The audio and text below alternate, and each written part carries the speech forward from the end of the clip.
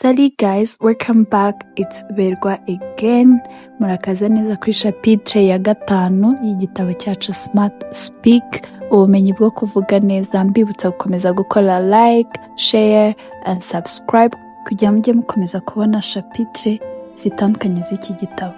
Chapter 5, The Social Calibration Code, Reading Rooms, and Adapting Your Communication Style. Chapitre ya 5 ikomeza ivuga kuri kode yo kumenya uko witwara mu bantu, gusoma imiterere y'ahantu no guhindura uburyo bwawe bwo kuvuga bitewe n'aho ugiye gukora ikiganiro cyangwa se bitewe n'uwo mugiye kugirana ikiganiro. The most sophisticated communicators possess an almost supernatural ability to read social situations and adapt their communication style accordingly. They seem to know exactly what to say, how to say it, when to remain silent in any environment. Abantu bafite ubuhanga bukomeye mu by'itumanaho bagira ubushobozi busa nk'ubw'igitangaza bwo kumenya uko abantu bameze n'icyakorwa muri uwo mwanya bitewe n'aho bagiye gukorera ikiganiro, hanyuma bagahindura uburyo bavuga kugira ngo bujyane n'iyo mimerere yabo. Basa nk'abamenya neza icyo bavuga, uburyo bakivugamo n'igihe cyo guceceka mu buryo bwiza aho ariho hose bari gukorera ikiganiro. Ibi si ubupfumu cyangwa se impano umuntu avukana, ni ubuhanga umuntu ashobora kwiga bwitwa social calibration, ariyo topic y'uyu munsi. Ni ukuvuga ubushobozi bwo kwihuza n'imiterere y'abantu mu gihe kujyana ikiganiro cyose bitewe n'aho ugiye gukorera ikiganiro, kandi nibwo butandukanye umuntu ushobora kuvuga neza ahantu hamwe gusa n'umuntu ushobora kugira imbaraga n'ingaruka nziza cyangwa se feedback nziza aho ariho hose. Social calibration kandi ni ubushobozi bwo gusobanukirwa amategeko atanditse ayobora buri rwego rw'imibanire, hanyuma ugahindura uburyo bwawe bwo kuvuga kugira ngo bujyane n'ayo mategeko, ariko ugakomeza kugera ku ntego zawe z'ikiganiro. Bityo buri hantu cyangwa se buri uko abantu bahuriye ahantu bagiye kumva ibyo babwira cyangwa se buri hantu bakoreye ikiganiro, haba hari ibintu bitagaragara, urugero nk'uburyo abantu bubahana, abafite ijambo rikomeye niba bahateraniye uko ugomba kuvuga, umuco w'aho hantu, amarangamutima y'abantu bateraniye aho hantu.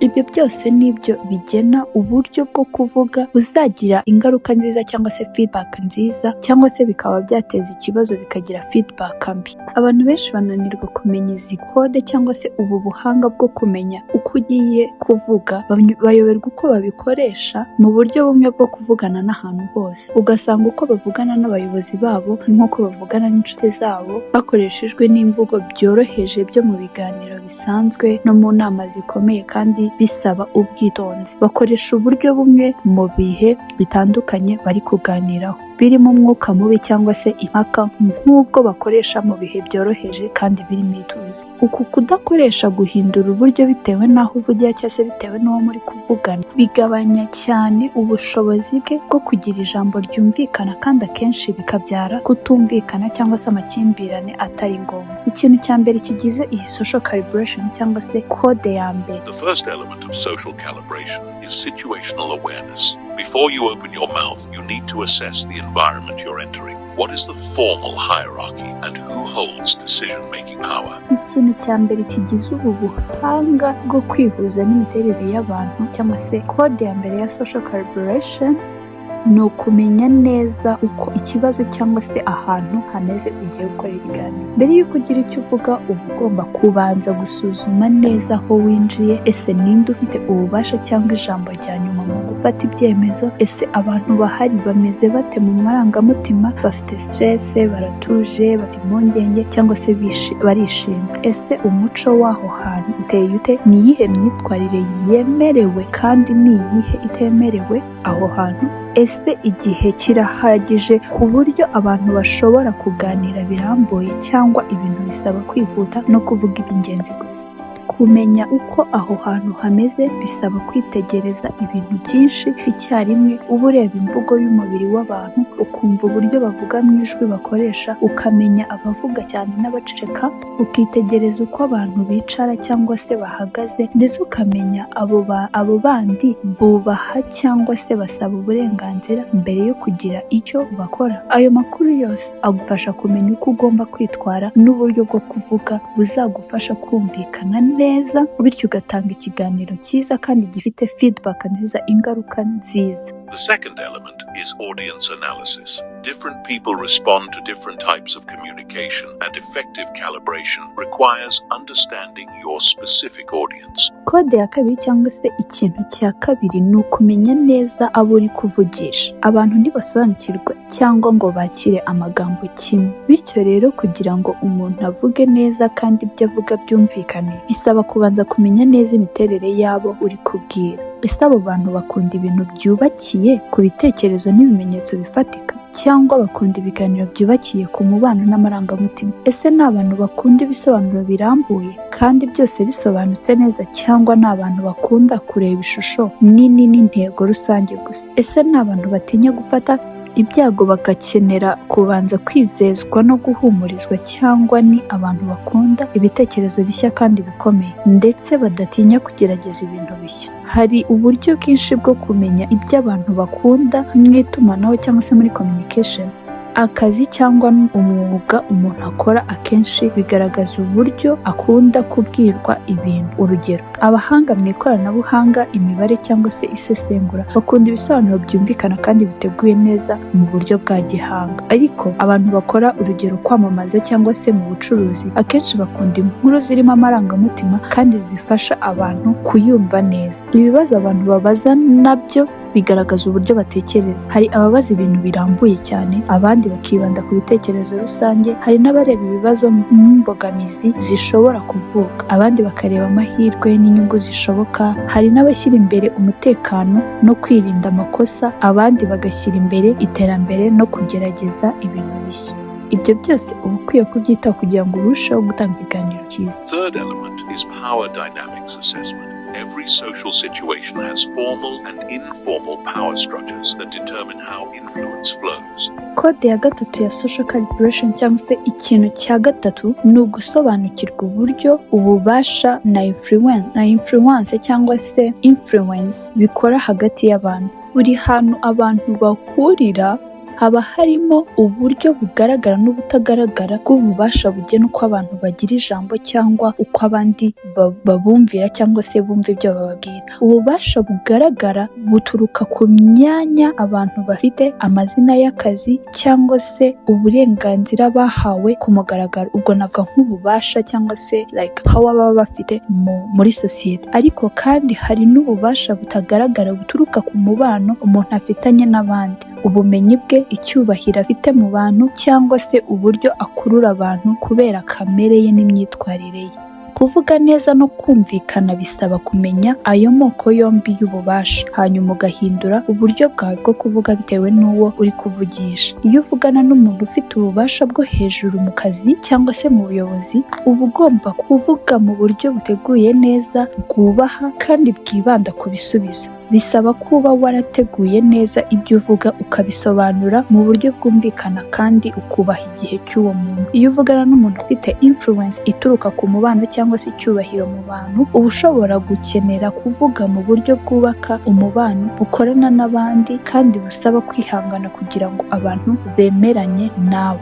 Gusobanukirwa uburyo ubu bubasha bukora binagufasha kwirinda gukora ibintu bishobora gutuma abantu bafite influence bumva basuzuguwe cyangwa se bangirijwe icyizere. Hari n'uburyo bwo kuvuga bushobora gukora neza hagati y'inshuti cyangwa se abantu bangana, ariko bugateza ikibazo iyo bukoreshejwe ku muntu mukuru cyangwa se umuyobozi, kuko bushobora kugaragara nk'ubwuzuye, kwishyira hejuru cyangwa se kutubaha. Hari n'ubundi buryo bushobora gukora neza ku bantu uyobora, ariko bugatuma usa nk'udafite icyizere cyangwa se udashoboye gufata ibyemezo. Iyo ubikoresheje neza wabanje kugenzura abantu bangana cyangwa se abakuruta, bituma ukora ikiganiro cyiza cyangwa se ubasha kuganira nabo neza binyuze mu mucyo, bikanagira feedback nziza cyangwa se ingaruka nziza. The fourth element is cultural competence. Every organization, industry, and social group has unique cultural norms that affect communication effectiveness. Kode ya kane cyangwa se ikintu cya kane ni ugusobanukirwa no kubaha umuco n'imyitwarire y'abantu batandukanye. Buri kigo, buri rwego rw'akazi cyangwa se buri tsinda ry'abantu rigira uburyo ridasanzwe bwo kubaho no kuvugana n'abantu. Uwo muco niwo ugena ibintu byoroshye kuvugwaho n'ibishobora guteza ikibazo mu gihe uri kuganira n'aba bantu. ndetse n'imyitwarire igaragaza ubushobozi cyangwa se intege nke. Imico y'ibigo n'ahantu hatandukanye iratandukanye cyane mu buryo bwo kuvugana. Hari aho abantu bakunda ibiganiro bitaziguye kandi abantu bakavuga ibyo batekereza nta guhisha, ndetse bakemera impaka zikomeye. Ahandi ho bashyira imbere ubwumvikane n'amahoro hagati y'abantu. Hari ibigo bishimira abantu bafite ubutwari bwo kugerageza ibintu bishya no gufata ibyago, icyo twavuga risk, mu gihe ibindi bihana umuntu wese uvuye ku mategeko cyangwa se ku buryo ibintu bisanzwe bikorwamo. Hari abantu bavuga mu buryo bworoshye kandi bwa gicuti, naho abandi bagakurikiza cyane umurongo w'akazi n'icyubahiro. Kutamenya cyangwa se gusoma nabi ibyo bimenyetso by'umuco w'ahantu ugiye gukorera ikiganiro bishobora gutuma utakarizwa icyizere n'agaciro mu bantu uri kujyana nabo ikiganiro cyangwa se uri kuvugana nabo. Kugira ubushobozi bwo gusobanukirwa umuco w'aho ugiye gukora ikiganiro, kubera uburyo abantu batsinda cyangwa babeshywe muri iyi environment cyangwa se muri sosiyete barimo bavugwamo, hanyuma ukigana uburyo bwiza bakoresha ariko wirinda amakosa mu gihe uri kuganira nabo. Uba ushaka kumenya amategeko atanditse agena abantu bazamurwa mu ntera, abumvwa cyangwa se bubahwa, ndetse n'abashyirwa ku ruhande bitewe n'uburyo bwabo bakoresheje mu kuvuga.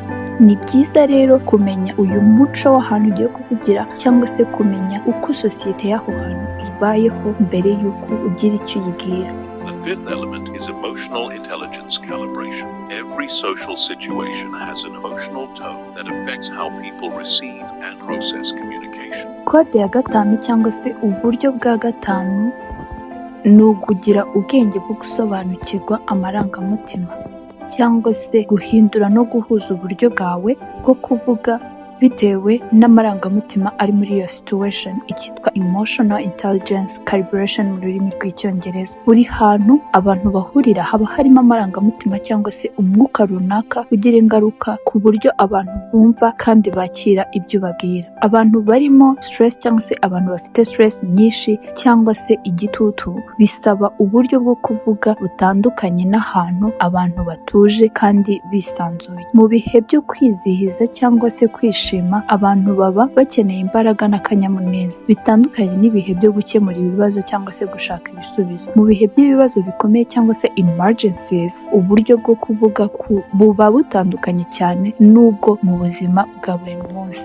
Kumenya guhuza aya marangamutima bisobanura guhindura uburyo bwawe bwo kuvuga, energy yawe cyangwa se imbaraga zawe mu ijwi n'ijwi ukoresha kugira ngo bijyane n'icyo gihe cyangwa se n'iyo environment cyangwa se n'aho hantu uri kuvugira, ariko ugakomeza kuba uwo uriwe by'ukuri. Niba abantu bose bafite impungenge kandi ibintu bisaba kwihutirwa, ntushobora kuvuga buhoro cyangwa se kwitwara nk'udafite icyo witayeho, kuko abantu bashobora kubona ko utumva uburemere bw'ikibazo. Niba abantu bose bari mu mwuka w'akazi batuje kandi bakomeye, ntushobora gukora ibintu byo gusetsa cyangwa se kutita ku mategeko, kuko byatuma usa nk'udakwiye kuba aho hantu.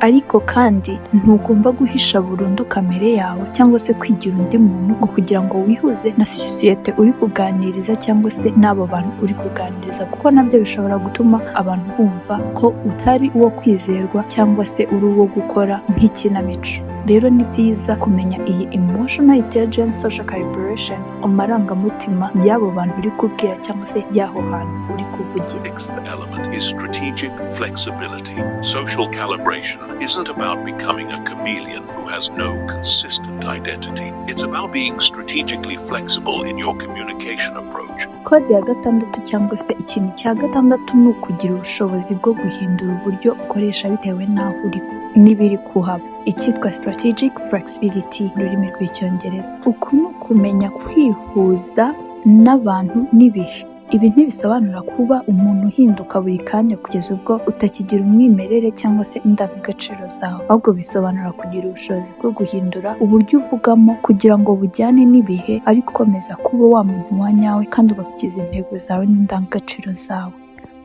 Uku ni uguhindura uburyo ukoresha ariko ntuhindure amahame yawe, ugahindura style cyangwa se uburyo bwawe bwo kuvuga ariko ntuhindure ubutumwa bwawe cyangwa se impamvu yawe y'ikiganiro.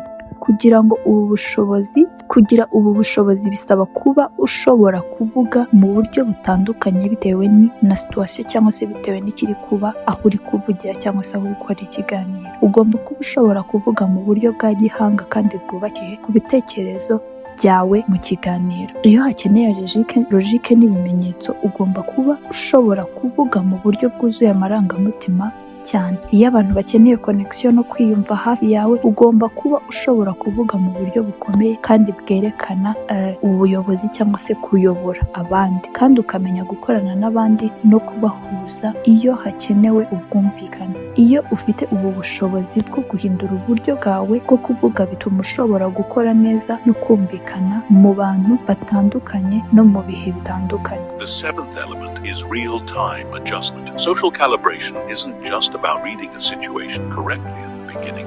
It's about continuously monitoring feedback and adjusting your approach as the situation evolves. Kode ya karindwi ari nayo ya nyuma cyangwa se ikintu cya karindwi ni ubushobozi bwo guhindura uburyo bwawe bwo kuvuga ako kanya mu kiganiro bitewe n'ibintu biri guhinduka, icyitwa real time adjustment mu rurimi rw'icyongereza. Kumenya kwihuza n'abantu n'ibihe ntibisobanura gusa gusobanukirwa neza situation y'ahantu uri gukora ikiganiro mu ntangiriro, ahubwo bisaba no gukomeza kwitegereza uburyo abantu bakira ibyo uri kuvuga cyangwa se ikiganiro uri kubaha, no guhindura uburyo bwawe uko ibintu biri kugenda bihinduka.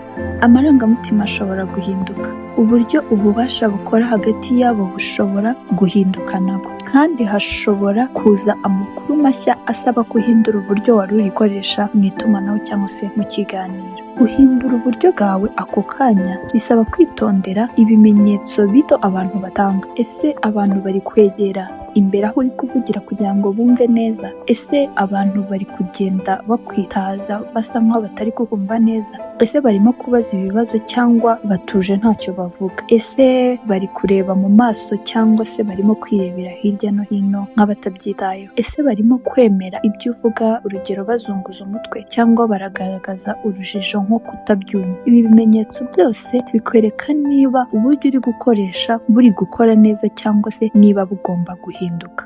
Kumenya guhindura ubu buryo bwawe bwo kuvuga bisaba no kugira ubushobozi bwo kwakira impinduka utikanga ngo utakaze icyizere cyawe. Abantu benshi bakomeza gukoresha uburyo bumwe bwo kuvuga nubwo bagaragaza ko butari gutanga umusaruro, kuko bumva kubuhindura byaba nko kwemera ko watsinzwe. Ariko mu by'ukuri kuba ushobora guhindura strategy cyangwa se style cyangwa se uburyo bwawe igihe bikenewe ni ikimenyetso cy'ubwenge bwo gusabana no kumenya abantu uri kubwira, ntabwo ari intege nke. Iyo umuntu amaze kumenya neza ubu buhanga bwo kwihuza n'abantu n'ibihe, ava ku rwego rwo gukora neza abantu ahantu hamwe gusa akagera ku rwego rwo gushobora gutsinda no kumvikana neza aho ariho hose agiye kuvugira. Aba umuntu abandi bishingikirizaho mu biganiro bikomeye, mu mishyikirano ikomeye no mu bihe bisaba ubushishozi bwinshi, kubera ko afite ubushobozi budasanzwe bwo gusoma neza situation cyangwa se no kuvuga mu buryo bugera ku bisubizo byiza atangije umubano we n'abo ari kubwira. Bibutsa gukomeza gukora like, share and subscribe kugira ngo tujye dukomeza dusangire ibitabo byinshi mu buryo bw'amajwi, icyo twita audiobook mu Kinyarwanda kandi bitandukanye. Mwakoze kubana natwe kuri iyi chapitre.